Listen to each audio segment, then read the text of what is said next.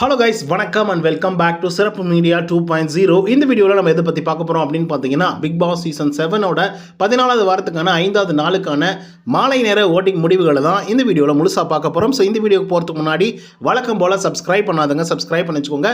பக்கத்தில் ஒரு பெல்லைக்கான் இருக்கும், அதையும் ப்ரெஸ் பண்ணி ஹாலில் போட்டுக்கோங்க. அப்போ தான் நாங்கள் அப்டேட் பண்ணுற ஒவ்வொரு வருஷமும் உங்களுக்கு நோட்டிஃபிகேஷன் வந்து சேரும். அதை தான் இந்த வீடியோக்கு அட்லீஸ்ட் ஒரு 500 லைக்னா எதிர்பார்க்குறோம். ஸோ லைக்கை போடுங்க, வீடியோ பாருங்கள். வாங்க இந்த வீடியோக்குள்ள வந்து போகலாம்.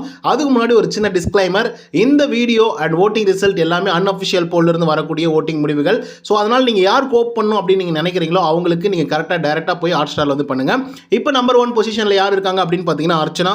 அவங்க வாங்கிய ஓட்டுகளோட எண்ணிக்கை அப்படின்னு சொல்லி பார்க்கும்போது 3,33,641 ஓட்டுகளாகும்.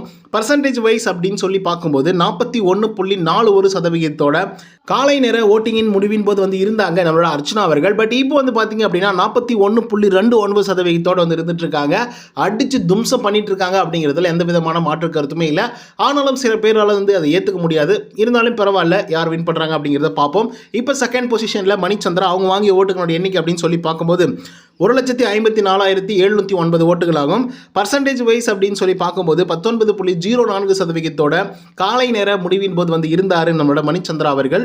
பட் இப்போ வந்து பார்த்தீங்க அப்படின்னா 19.14% வந்து இருந்துட்டு இருக்காரு. ஸோ இவரை பொறுத்தவரையிலும் கூட வந்து பார்த்தீங்கன்னா அடிச்சு தும்சம் பண்ணிட்டு இருக்காரு. ஆனாலும் இவங்களோட ஃபேன்ஸ் எல்லாம் சொல்லிட்டு இருக்கிறது ஒரே ஒரு விஷயம் மட்டும்தான், அந்த மணி பேங்கை வந்து தூக்கிட்டு போயிட்டு இருந்தால் நல்லா இருந்திருக்கும் அப்படின்னு சொல்லிட்டு. பட் தவற விட்டுட்டாரு. அடுத்ததான் தேர்ட் பொசிஷனில் தினேஷ். அவர் வாங்கிய ஓட்டுகளோட எண்ணிக்கை அப்படின்னு சொல்லி பார்க்கும்போது 1,29,445 ஓட்டுகளாகும். பர்சன்டேஜ் வைஸ் அப்படின்னு சொல்லி பார்க்கும்போது 16.23% காலை நேர முடிவின் போது வந்து இருந்தாங்க. பட் இப்போ வந்து பார்த்தீங்க அப்படின்னா 16.02% வந்து இருந்துட்டு இருக்காங்க நம்மளோட தினேஷ் அவர்கள். ஸோ இவர் ஆரம்ப காலகட்டத்தில் அதிகப்படியான வாக்குகள்லாம் வந்து வாங்கியிருந்தாலும் கூட இப்போ 3வது பொசிஷனில் இருக்கிறது அப்படிங்கிறது ஏற்றுக்கொள்ள முடியாத ஒரு விஷயமா இருந்தாலும் கூட ஆடியன்ஸோட மனநிலை எப்படினாலே மாறும் அப்படிங்கிறதுக்கு இது ஒரு மிகப்பெரிய எடுத்துக்காட்டு அண்ட் சிறந்த எடுத்துக்காட்டும் கூட. அதுக்கடுத்து தான் 4th பொசிஷனில் விசித்ரா. அவங்க வாங்கிய ஓட்டுகளோட எண்ணிக்கை அப்படின்னு சொல்லி பார்க்கும்போது 69,745 ஓட்டுகளாகும். பர்சன்டேஜ் வைஸ் அப்படின்னு சொல்லி பார்க்கும்போது 8.65% காலை நேர முடிவின் போது வந்து இருந்தாங்க. பட் இப்போ வந்து பார்த்தீங்க அப்படின்னா 8.63% வந்து இருந்துட்டு இருக்காங்க நம்மளோட விசித்ரா அவர்கள். ஸோ நான் முன்னே தினேஷுக்கு சொன்ன மாதிரியே தான், எப்போனாலும் எதுனாலும் நடக்கலாம் அண்ட் ஓட்டிங்ஸும் வந்து மாறலாம். தினேஷோட நிலைமையும் விசித்ரோட நிலைமையும் வந்து பார்த்தீங்கன்னா எப்படி இருக்குன்னு யோசிச்சு பார்த்துக்கோங்க. அதுக்கடுத்தா 5th பொசிஷனில் விஜய் வர்மா. அவர் வாங்கிய ஓட்டுகளோட எண்ணிக்கை அப்படின்னு சொல்லி பார்க்கும்போது 43,901 ஓட்டுகளாகும். பர்சன்டேஜ் வைஸ் அப்படின்னு சொல்லி பார்க்கும்போது 5.35% காலை நேர முடிவின் போது வந்து இருந்தார். பட் இப்போ வந்து பார்த்தீங்க அப்படின்னா 5.43% வந்து இருந்துட்டு இருக்காரு நம்மளோட விஜய் வர்மா. ஸோ ஆக்சுவலாக விஜய் வர்மாவுக்கு ஒரு பெரிய சான்ஸ் வந்து கிடைச்சது அந்த பணப்பொட்டியை வந்து தூக்கிட்டு போகிறதுக்கு. இதை ஏன் சொல்கிறேன் அப்படின்னு பார்த்தீங்கன்னா கொஞ்சம் லேட்டராக சொல்கிறேன். இப்போ 6th பொசிஷனில் யார் இருக்காங்க அப்படின்னு பார்த்தீங்கன்னா மாயா. அவங்க வாங்கிய ஓட்டுகளோட எண்ணிக்கை அப்படின்னு சொல்லி பார்க்கும்போது 39,489 ஓட்டுகளாகும். பர்சன்டேஜ் வைஸ் அப்படின்னு சொல்லி பார்க்கும்போது 4.67% காலை நேர முடிவின் போது வந்து இருந்தாங்க. பட் இப்போ வந்து பார்த்தீங்க அப்படின்னா 4.89% வந்து இருந்துட்டு இருக்காங்க நம்மளோட மாயா அவர்கள். இப்போதைக்கு டான்சர் ஜோனில் இருக்கிறது யார் அப்படின்னு பார்த்தீங்கன்னா நம்மளுடைய மாயா மற்றும் விஜய் அவர்கள் தான். ஸோ ஒருவேளை மாயா அவர்களை வந்து கொண்டு போகணும் மேலே அப்படின்னு சொல்லி யோசிச்சாங்க அப்படின்னா பிக் பாஸ் டீமோ இல்லை கமல் சாரோ யோசிக்கிறாங்க அப்படிங்கிற பட்சத்தில் வந்து கண்டிப்பாக விஜய் அவர்களை எலிமினேட் பண்ணி வெளியே அனுப்புறதுக்கான வாய்ப்புகள் வந்து இருந்துட்டு இருக்கு. ஸோ அவரை வந்து எலிமினேட் பண்ணி வெளியே அனுப்பிச்சாங்க அப்படின்னாக்கா இன்னும் ஆட்டம் வந்து பெருசாக ஒன்றும் சுவாரஸ்யமெல்லாம் ஆக போகிறதில்ல. ஏன்னா நெக்ஸ்ட் வீக்கெல்லாம் வந்து பழைய ஆட்கள்லாம் உள்ளே வர போகிறாங்க, எக்ஸ் கண்டஸ்டன்ட்லாம் உள்ளே வர போகிறாங்க. அது ஜாலியாக ஃபன்னாக வந்து போகும். அது ஒன்றும் பெருசாக வந்து இருக்காது, அவ்வளோதான். இதுக்கப்புறம் வந்து ப்ரொமோஷன்ஸ் மட்டும் தான் வந்து பண்ணிட்டு இருக்க போகிறாங்க. ஸோ அதனால் ஆட்கள்லாம் உள்ளே வருவாங்க, அது ஜாலியாக இருக்கும், ஃபன்னாக இருக்கும். இதெல்லாம் தாண்டி விஜய் வர்மாவுக்கு ஒரு பெரிய சான்ஸ் கிடைச்சது அப்படின்னு நான் வந்து சொன்னேன் இல்லையா. ஸோ இது எதுக்காக சொன்னேன் அப்படின்னு பார்த்தீங்கன்னா, விஜய் வர்மா 3வது வாரத்திலே எவிக்ட் ஆகி வெளியே போனார். அதுக்கப்புறம் ஒரு கம்பேக் கொடுத்து மறுபடியும் வைல்டு கார்டு என்ட்ரியாக உள்ளே வந்தார். அதுக்கப்புறம் ஓட்டிங்ஸும் எல்லாமே ஓரளவுக்கு வந்து விழுக ஆரம்பிச்சது, எல்லாம் ஓகே. ஆனாலும் இவருக்கு வந்து ஓவர் கான்ஃபிடென்ட் இருக்கோ அப்படிங்கிற மாதிரி யோசிக்க தோணுது. அப்படி இல்லைன்னா கூட வந்து அக்ரிமெண்ட்டில் பணப்பொட்டியோ இது மேலாம் வந்து கை வைக்கவே கூடாது அப்படின்னு சொல்லிட்டு அக்ரிமெண்ட்டில் கையெழுத்தது போட்டு வந்துட்டாரா என்னன்னு தெரியல. அது பக்கம் போய் கூட நிற்கல, மனுஷன் போய் நின்றாரு. ஆனால் எடுக்கணும்னு கூட வந்து பார்த்தீங்கன்னா அவர் யோசிக்கவும் இல்லை, யாருக்கிட்ட டிஸ்கஸும் வந்து பண்ணல. மேபி அவருக்கு வந்து நல்லாவே தெரிஞ்சிருக்கும் வெளியே வரும்போது வந்து பார்த்தீங்கன்னா யாருக்கு ஃபேன்ஸ் வந்து அதிகமாக இருக்காங்க, ஓட்டிங்ஸ்க்கு யாருக்கு வந்து அதிகமாக இருக்குது, யாருடைய ஃபேன்ஸ் எல்லாம் வந்து பார்த்தீங்கன்னா தீயாக கொழுந்து விட்டு எரிஞ்சிட்டு இருக்காங்க அப்படிங்கிறதெல்லாம் அவருக்கு நல்லாவே தெரிஞ்சிருக்கும். நம்ம ஆல்ரெடி 3வது வாரத்திலே வெளியே வந்த ஒரு ஆள். ஸோ நமக்கு வந்து பார்த்தீங்கன்னா இவ்வளோ தூரம் வைல்டு கார்டு என்ட்ரி கொடுத்ததுக்கப்புறம் இவ்வளோ தூரம் வந்ததே பெரிய ஒரு விஷயம்.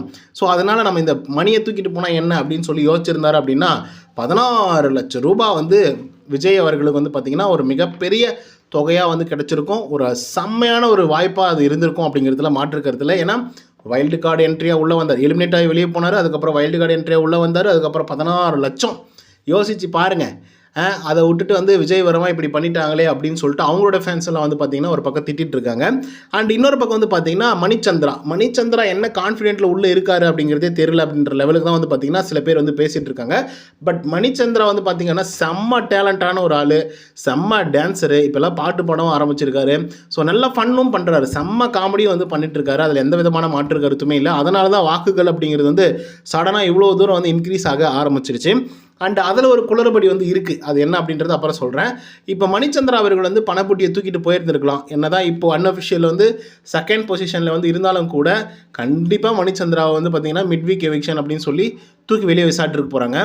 இப்போது நெக்ஸ்ட் வீக் ஒரு வேளை வந்து மாயா அவர்கள் வந்து போகிறாங்கன்னு வச்சுக்கோங்க, எவிக்ட் ஆகாமல் போகிறாங்க அப்படின்னா கண்டிப்பாக மாயாவுக்கான வாக்குகள் அப்படிங்கிறது வந்து நிறைய இன்க்ரீஸ் ஆகும் அப்படிங்கிறதுல மாற்று கருத்தில். பிகாஸ் ஆல்ரெடி நிக்சன் அவர்கள் எவிக்டாக வெளியே போயிட்டார். அவங்களோட ஃபேன் பேசஸ் வந்து பார்த்திங்க அப்படின்னா அப்படியே மாயாவுக்கு வந்து போட வாய்ப்புகள் இருக்குது. முன்னே ஸ்ப்ளிட்டாக இருந்தது, ஒன்று பூர்ணிமா அண்ட் மாயா 2 பேருக்கும் பிரித்து போடுற மாதிரி ஒரு சுச்சுவேஷன் வந்து இருந்தது. பட் இப்போ வந்து பார்த்திங்க அப்படின்னா இப்போ பூர்ணிமாவும் வெளியே போயிட்டாங்க, நிக்சனும் வெளியே போயிட்டான்ல, ஜோவிகாவும் வெளியே போயிட்டாங்க. ஸோ இவங்க எல்லாருமே வெளியே போயிட்டாங்க. இவங்களுடைய நெகட்டிவாக இருந்தாலும் அவங்களுடைய வாக்குகள் அப்படின்னு சொல்லி ஒன்று இருக்குல்ல, அவங்கள ஏதோ ஒரு இடத்துல வந்து பிடிச்சிருக்கும், யாருக்காவது வந்து பிடிச்சிருக்கும். ஸோ அவங்களுடைய வாக்குகள் எல்லாம் வந்து பார்த்திங்க அப்படின்னா மாயாவுக்கு விழ வாய்ப்புகள் இருக்குது. குறிப்பாக பூர்ணிமாவோட வாக்குகள் மொத்தமே மாயாவுக்கு போகிறதுக்கான வாய்ப்புகள் வந்து அதிகமாக தான் இருக்குது. ஸோ அதை நம்ம பொறுத்திருந்து தான் பார்க்கணும். ஏன்னா அவங்களுக்கும் பயங்கர பாசிட்டிவான திங்ஸ் தான் வந்து பார்த்திங்கன்னா வீட்டுக்குள்ளேயே வந்து நடந்துகிட்ருக்கு மாயாவை பொறுத்த வரலையும். அதனால தான் still she have a confident to win the title அப்படிங்கிற மாதிரி உட்காந்துட்டு இருக்காங்க. ஸோ அதில் வந்து எந்த விதமான மாற்று கருத்துமே இல்லை. ஒரு வேளை அவங்க வந்து கிவ் அப் பண்ணணும்னு நினச்சிருந்தாங்கன்னா இட்ஸ் மீன்ஸ் வேறு யாராவது வின் பண்ணுறாங்க அப்படிங்கிற மாதிரி அவங்க ஒரு மைண்ட் செட்டுக்குள்ளே வந்துட்டு இருந்தாங்கன்னு வச்சுக்கோங்களேன், கண்டிப்பாக பணப்பட்டியை தூக்கிட்டு அவங்க தான் முதல்ல நின்றுருப்பாங்க, நான் கிளம்புறேன் அப்படின்னு சொல்லிட்டு. ஏன்னா அந்த பொண்ணு வந்து பயங்கர இன்டெலிஜென்ட்டான ஆள், எப்படி எந்தெந்த சுச்சுவேஷனில் எந்த மாதிரியான முடிவுகள் எடுக்கணும், எந்த மாதிரியான விஷயங்களை வந்து பேசணும், பேசக்கூடாது, எதை பண்ணணும் பண்ணக்கூடாது அப்படின்னு சொல்லிட்டு கிளியராக தெரிஞ்ச ஒரு பொண்ணு தான் வந்து பார்த்திங்கன்னா மாயா. ஸோ அப்படி இருக்கிற கட்டத்தில் நம்ம வின் பண்ணவே மாட்டோம் அப்படிங்கிற மாதிரி ஒரு சுச்சுவேஷன் வந்து மாயாவுக்கு க்ரியேட் ஆயிருந்துச்சுன்னு வச்சுக்கோங்களேன். அவங்க மைண்டுக்குள்ளே வந்து க்ரியேட் ஆயிருந்தால் பணப்பட்டியை அவங்க தூக்கிட்டு கிளம்பிட்டே வந்து இருந்திருப்பாங்க. அதில் எந்த விதமான மாற்று கருத்துமே இல்லை.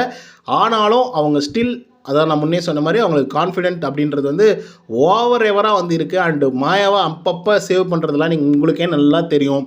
மக்கள்லாம் கழுவி ஊற்றினாலையும் சடனாக வந்து பார்த்திங்கன்னா பிக் பாஸ் டீம் வந்து ஏதோ ஒரு காரணத்தை சொல்லி மாயா அவர்கள் சேவாக்கப்பட்டார் அப்படின்னு சொல்லிட்டு ஏதோ ஒன்று பண்ணி விட்ருவாங்க, அது வேறு விஷயம்.